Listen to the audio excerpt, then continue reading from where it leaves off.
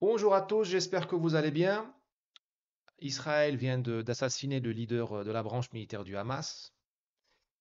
Et cet événement majeur m'a fait penser à une chose que je voudrais partager avec vous, et qui est très simplement que le meilleur endroit pour être islamiste de nos jours, c'est l'Occident, probablement l'Europe de l'Ouest, en raison des aides sociales, d'une part, et d'autre part, de la liberté de circulation, Schengen et autres. Et enfin, de tous les textes qui luttent contre l'islamophobie, qui est utilisé comme un prétexte, enfin comme un cheval de Troie par les islamistes pour s'imposer dans le débat public. Un cheval de Troie, une arme de dissuasion massive pour empêcher tous leurs critiques de s'exprimer. Tout cela avec, bien sûr, avec la complicité de l'establishment européen, français, anglais, espagnol, belge, hollandais, etc. Moi, je serais islamiste, je mettrais tous mes œufs dans le panier de l'UE, Angleterre incluse, parce que l'Angleterre a peut-être fait le Brexit, mais elle n'a pas mentalement quitté le navire européen, qui est un navire qui est le Titanic, au fait, qui fonce vers sa ruine. Vous avez vu ce qui s'est passé en Angleterre ces derniers temps, cet été, avec le gouvernement de gauche qui capitule devant les islamistes, au nom de la lutte contre blablabla, le fascisme, etc. Foutaise. Tout cela ne sont que des sottises, que des mensonges destinés à une opinion publique qui a peur. Voilà, je serai islamiste, je m'installerai tranquillement en Belgique, à Rotterdam, à Paris. J'ai mes élus maintenant au Parlement européen, je ne vais pas les citer. J'ai mes journalistes dans le service public de ces pays-là.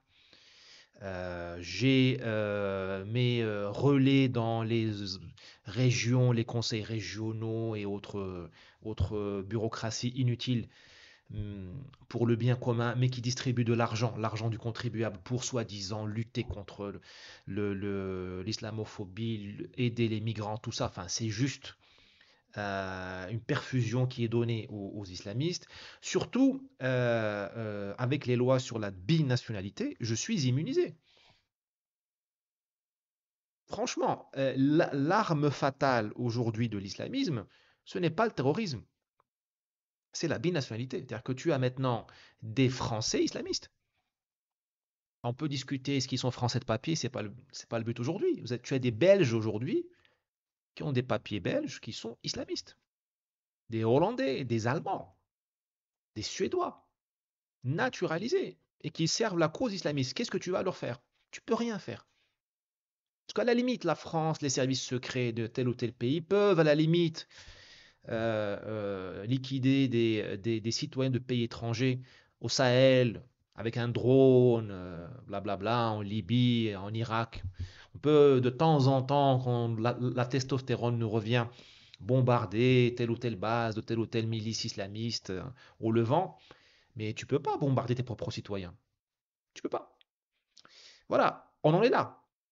Tu peux pas leur refuser l'application de l'état de droit, qui est devenu une blague. On en a parlé dans l'autre vidéo. C'est devenu une blague. C'est devenu une espèce de protection, de gilet pare-balles pour délinquants et terroristes.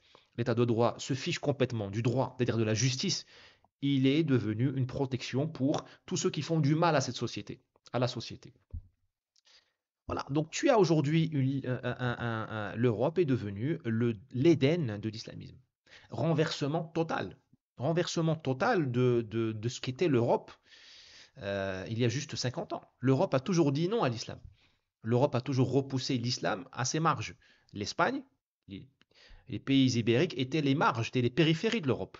À ce jour, d'ailleurs, une grande partie du territoire espagnol et portugais est classée comme zone périphérique en Europe, hein. Les Canaries, si je ne m'abuse, les Açores, Madère, et même, si je ne m'abuse, une partie du littoral méditerranéen espagnol est classée comme zone périphérique par l'Europe. Autre périphérie, les Balkans. La partie là de la Roumanie, tout ça, la Bosnie, tout ça, périphérie de l'Europe. L'Europe a toujours dit non à l'islam. Aujourd'hui, à travers l'islamisme, qui est une branche de l'islam tout à fait légitime. On ne va pas tomber dans le piège dressé par des intellectuels menteurs qui sévissent en France. L'islamisme, c'est l'islam, mais ce n'est pas l'intégralité de l'islam. L'islam est une famille. Imaginez une grande famille nombreuse. Bah, tu as des cousins, tu as des tantes, tu as des oncles, tu as des frères, tu as des sœurs. Eh bien, une branche de cette grande famille est l'islamisme. Elle est violente, elle est déterminée, elle est agressive, elle est de mauvaise foi, mais elle est musulmane. On ne peut pas dire que l'islamisme n'est pas musulman. Tous ceux qui disent que l'islamisme n'est pas musulman se mentent à eux-mêmes ou vous mentent à vous, vous manipulent. On ne peut pas faire de procès en takfirisme, c'est-à-dire en, je m'excuse de parler comme ça, de takfirisme, c'est en hérésie. Voilà, on ne peut pas faire un procès, nous ne pouvons pas faire un procès en hérésie aux islamistes. Ils sont musulmans orthodoxes. Alors, est-ce qu'ils respectent le code pénal de tel ou tel pays? Voilà, ça, évidemment, c'est une discussion intéressante. Mais d'un point de vue religieux, ils sont musulmans. C'est pour ça qu'ils sont acceptés et qu'ils ont le vent en poupe. Ils seraient des hérétiques, ils seraient des marginaux, même aux yeux des musulmans. Or, aux yeux des musulmans, ce ne sont pas des marginaux. Je ne dis pas que tous les musulmans appuient les islamistes, mais je ne dis qu'aucun musulman ne peut faire de procès en hérésie à un islamiste. Aucun. Les sunnites, Maroc, Algérie, Tunisie, Égypte, euh, pays du Sahel, tout ça, euh, Turquie, les sunnites peuvent faire un procès en hérésie aux chiites, ou plutôt, pour être plus précis, au régime des mollahs chiites en Iran. Parce qu'ils ont 12 imams, 7 imams, voilà. Ils ont créé une espèce de déviation dans la foi musulmane, dans le credo, où ils mettent entre Dieu et l'être humain des imams, un clergé. Le roi Hassan II, c'est pas quand même le roi Hassan II, avait lancé un défi à Khomeini en 81, 2, 3, je ne sais plus, au début du régime islamique en Iran, pour dire je suis prêt pour un débat public, je crois, où je vais te convaincre que tu es hérétique, du point de vue islamique. Mais là, ce n'est pas le débat aujourd'hui. Non, non, on parle pas. Les islamistes sunnites sont intégralement musulmans. C'est le problème. Parce qu'ils sont légitimes. On ne peut pas les convaincre, on ne peut pas les combattre, à mon humble avis, islamiquement, de point de vue religieux. Donc, fermons cette parenthèse, mais qui est importante. Donc, le- on- les pays du Sud, Maroc, Algérie, Tunisie, tout ça, l'Égypte, ont trouvé des parades pour les marginaliser d'un point de vue de la liberté d'expression, liberté de mouvement, d'association. Euh, Ils savent les gérer d'un point de vue, disons, politique, d'un point de vue même de services secrets, d'un point de vue même... Enfin, il y a quand même un savoir-faire.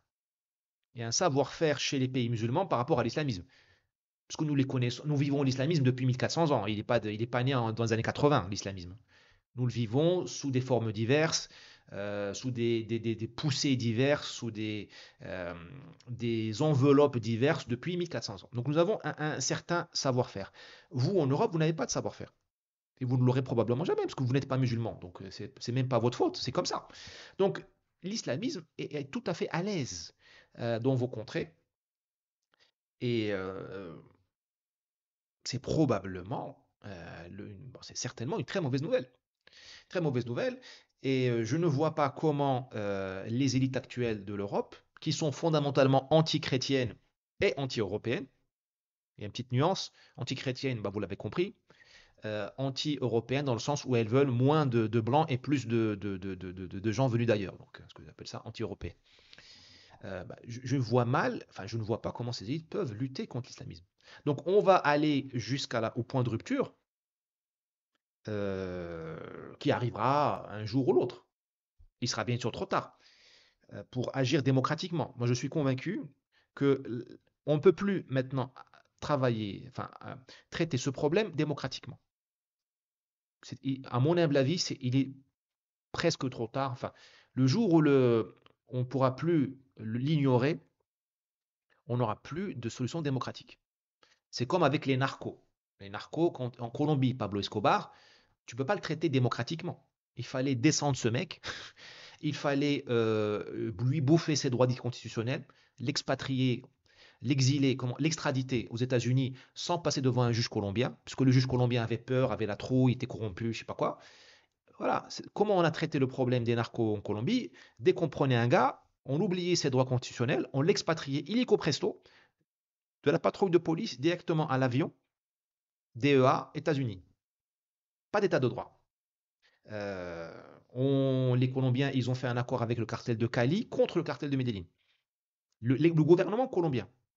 Voilà, tu ne peux pas traiter des... Quand tu as l'eau jusqu'ici, tu ne vas pas commencer à dire séparation des pouvoirs, Amnesty International. C'est fini. Tu as tellement commis d'erreurs, pour pas dire autre chose, dans le passé, que tu ne peux plus te souvenir, enfin, que tu ne peux plus... à un moment, il faut payer le prix. Tu ne peux pas pourrir la démocratie de l'intérieur en installant dedans un corps électoral étranger, composé de quelques milliers de binationaux très dangereux. Je n'ai pas dit que tous les binationaux sont dangereux. Je suis binational. Je dis qu'on a laissé pourrir la démocratie par des milliers, quelques milliers de binationaux dangereux, Espagne, Italie, Allemagne, France, hein, tout ça. Angleterre, on en reparle. Même l'Irlande aujourd'hui est tombée dedans. Et tu peux pas venir et tu peux pas après vouloir traiter ça démocratiquement parce que ces binationaux, ils vont te dire attends, Carta Magna, Constitution, État de droit, et tu es bloqué. Et tu n'auras pas le temps. Et cette explosion va venir, à mon humble avis, bon, je sais pas, on n'est pas devin ici, mais Belgique, Hollande. Parce qu'en Belgique, Hollande, tu as deux phénomènes. Tu as l'islamisme qui est décomplexé et tu as la mafia, cocaïne. Or, malheur au pays où la cocaïne rejoint le fanatisme. Malheur au pays où les gangsters rejoignent l'islamisme. Algérie 1954, hein. Quel a été le catalyseur du mouvement FLN? C'est des jeunes qui ont fait la Seconde Guerre mondiale, donc qui ont appris à utiliser des armes, qui se sont déniaisés, qui ont perdu la peur de la mort, hein, parce que la mort fait la peur des armes, la peur de la mort, tout ça. Donc ils l'ont perdu. Des voyous, Ali Lapointe, ancien proxénète dans la Casbah d'Alger, hein, ça ne s'invente pas, et le mouvement indépendantiste, décolonialiste, socialiste, tout ça, voilà. C'est ce qui va se passer, à mon humble avis. Je peux me tromper, j'espère me tromper. Belgique, Hollande. En France, évidemment, nous avons ça. Pas la peine de vous expliquer ce qui se passe à Marseille. Et là, il n'y aura plus de solution démocratique. Vous savez ce que je désire au fond de moi-même, parce que nous avons tous un côté sombre. Ben, je désire que ce soit la gauche. J'espère que la gauche sera au pouvoir dans ces pays-là pour suspendre l'état de droit, la démocratie et traiter ça comme l'ont traité les Colombiens ou comme le traite Bukele aujourd'hui qui a mis en tôle je ne sais plus combien de pourcentage de la population. J'espère que ce sera la gauche qui va se dédire. J'espère que ce sera la gauche qui va faire le sale boulot. Parce qu'on a marre de laisser la droite faire le sale boulot. Et ce sera encore, on va encore dire oui, la droite. Non, j'espère très sincèrement, hein, je me confesse, j'espère que ce soit la gauche qui va gérer ça. En Algérie, la gauche a commencé par gérer le problème, hein. Mitterrand était ministre de l'Intérieur ou de la Justice, je me souviens jamais, je me trompe toujours, vers les années 55-56, il a donné les pleins pouvoirs à l'armée française à Alger. Il avait raison. Qu'est-ce que tu veux faire quand le flic a peur de sortir, quand le juge a peur de rendre le jugement avec le visage découvert? Qu'est-ce que tu veux que bah, tu donnes le pouvoir à l'armée, hein. L'armée qui a abusé de son pouvoir, évidemment. Est-ce qu'elle avait raison ou tort? C'est pas la discussion aujourd'hui. Nous sommes tous contre la torture, évidemment. Mais la torture est apparue parce que l'état de droit ne pouvait plus fonctionner. Ben, j'espère qu'on aura un Mitterrand demain qui va faire qui va s'occuper de ça. Qui va, comment on dit en français, boire ce venin-là ou retourner sa veste et se dire on s'est trompé, on va changer de politique et c'est nous qui allons payer le prix. Parce que c'est très facile de ruiner un pays, de créer un problème et de se retirer, de dire papa, à droite, papa, viens nettoyer. J'ai un ami dans le sud de la France qui a créé, je lui verserai les royalties, le théorème du poney. Mon ami a des filles, bas âge. Et elles adorent le poney. Et il m'a dit, bah voilà, elles veulent acheter un poney. Elles ne veulent pas savoir comment on va nourrir le poney, où va dormir le poney, qui va nettoyer les crottes du poney. Non. C'est le théorème du poney. La gauche a voulu son tiers-monde à la maison, Parce que c'est toujours bien d'avoir un jardinier qui coûte pas cher, toujours bien de fantasmer sur la fille du jardinier, hein, le syndrome de la beurette. C'est toujours bien de voilà d'avoir euh, euh, de jeter à la figure de la France catholique le voisin musulman, de lui dire regarde Rachid, c'est l'avenir de la France. Tout ça, c'est pas fait par amour pour Rachid ou Rachida. Ça, c'est fait pour embêter, enrager la France catholique. Tout simplement, parce que plus il y a de musulmans, moins la France sera catholique. C'est la gauche qui s'est fait plaisir depuis les années 70. Et le patronat est de gauche, hein. Le CAC 40 ne vote pas à droite, hein. Le patronat, vous lisez les chartes vous lisez le site web de toutes les boîtes du CAC 40, vous allez voir qu'ils sont à gauche, hein. Je ne vous apprends rien, mais il faut peut-être le faire ce travail-là. Parce qu'il y a encore une idée qui traîne dans la population, comme quoi le patronat de droite, non, le patronat est de gauche. Obama a été financé par Wall Street. Kamala Harris, si elle est élue, sera élue par la classe moyenne supérieure américaine, par Wall Street. Elle a ramassé 1 milliard de dollars de dons. Ce n'est pas l'ouvrier américain qui a donné cet argent-là. Croyez-moi, c'est même public, hein. Il faut regarder. Donc, bah, j'espère que la gauche va gérer son passif. En Algérie, pour terminer, la gauche s'est retirée. Bon, là, c'est la quatrième République et tout ça. Arrivée de la cinquième République, elle a donné à la droite la gestion du désordre, pour pas dire autre chose qu'elle a créé. La droite a nettoyé les abattoirs. Elle a nettoyé le bain de sang. On reviendra pas sur les trahisons de Gaulle, les trahisons vis-à-vis des Pieds Noirs, les trahisons vis-à-vis des Harkis, les trahisons vis-à-vis de l'Algérie, c'était la France. Donc de Gaulle, à la limite, il a commis entre guillemets un crime parce qu'on ne peut pas abandonner un territoire français. Tu ne peux pas abandonner l'Alsace ou tu ne peux pas abandonner Villeurbanne.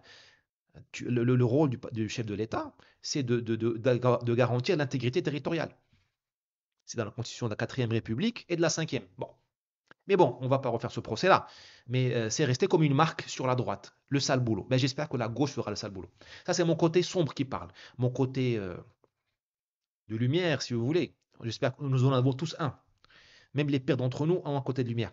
Ben, j'espère que, comme nous sommes tous sur le même bateau, que gauche et droite, progressistes et conservateurs, euh, feront face ensemble à ce défi et tireront la sonnette d'alarme.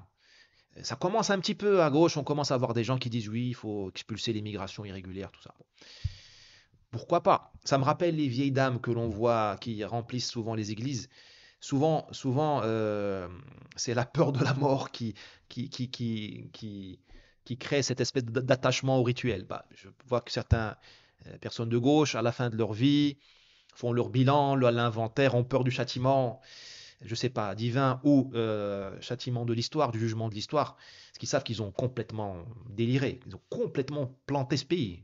Leur choix ont planté ce pays. Et maintenant ils disent oui, il faut expulser. Bon, pourquoi pas? Mais très sincèrement, aujourd'hui, en ce vendredi, mon cœur penche plutôt pour l'autre scénario, hein, qu'ils se débrouillent, que la gauche se débrouille, et à la limite que la droite reste en stand-by pour reprendre le flambeau une fois que le nettoyage aura été fait. Voilà. Bon, vous avez le droit de ne pas être d'accord avec moi. N'hésitez pas bien sûr à visiter mon site web drizrali.com, acheter les livres, à faire des dons évidemment. Je ne suis pas financé par France Télévisions, donc évidemment, tous vos dons sur PayPal, vous aurez le lien en bas de la description sont bienvenus. Et bien sûr, un autre moyen de m'aider, c'est d'acheter les books, d'acheter les cours et tout ça, c'est sur le site web. À bientôt, bon week-end.